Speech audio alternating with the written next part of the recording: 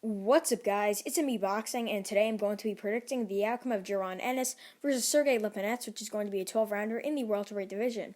And this fight is going to be Saturday, April 10th, from the Mohegan Sun Arena in Uncasville, Connecticut. And this fight is going to be broadcasted on Showtime. And again, both fighters, Jaron Ennis fighting out of Philadelphia, Pennsylvania, USA. He holds an undefeated record of 26 wins, no defeats, with 1 no contest, and 24 big wins coming by way of knockout.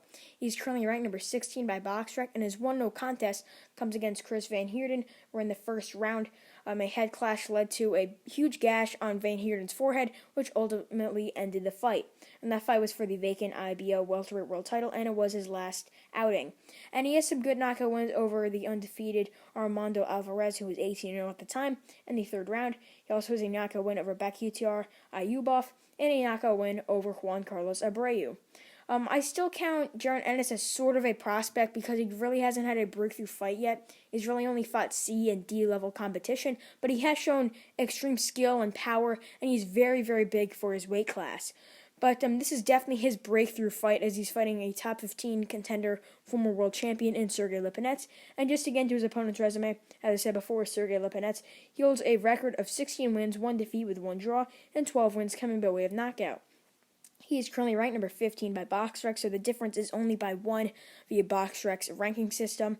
And he is a former 140-pound world champion. As I said before, he held the IBF world title. He won that belt against Akihiro Kondo in November of 2017 via unanimous decision. And right after winning that belt, he took on Mikey Garcia, and he was overmatched. He got dropped in that fight in the 7th round, and I believe I scored that fight 9-3 in favor of Mikey Garcia, but there was a knockdown as well.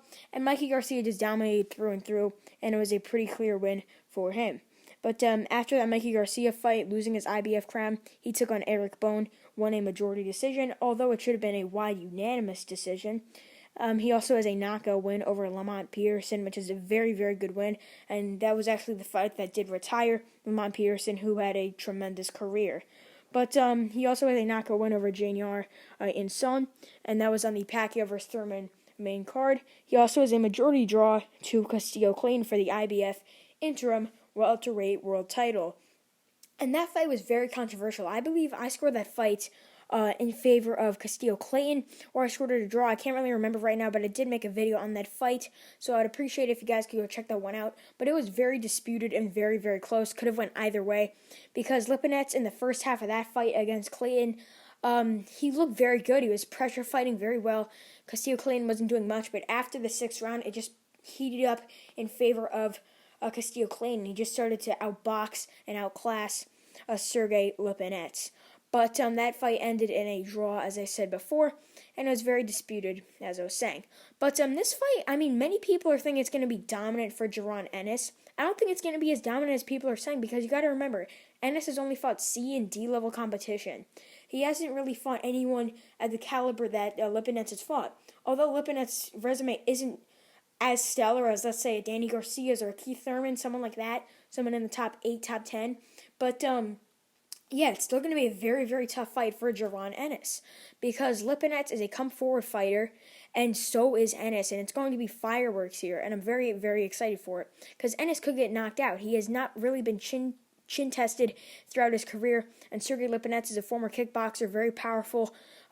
He won against Akihiro Kondo with his beautiful combinations for that title, and he's shown that he has power throughout his whole career. And Lipinets could very well win this fight. I would not be surprised, since Ennis has not fought anyone at the caliber as he has. But Ennis, I think he's going to come forward, try and wear down Lipinets, who is the smaller man.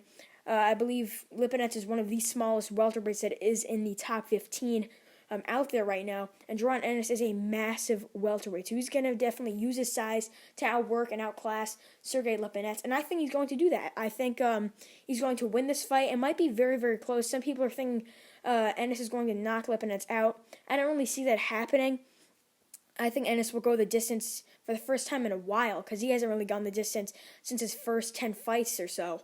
But, yeah, I think Ennis is going to win. He's going to utilize his size over Lipinets, his reach, and I think he's going to win here via unanimous decision.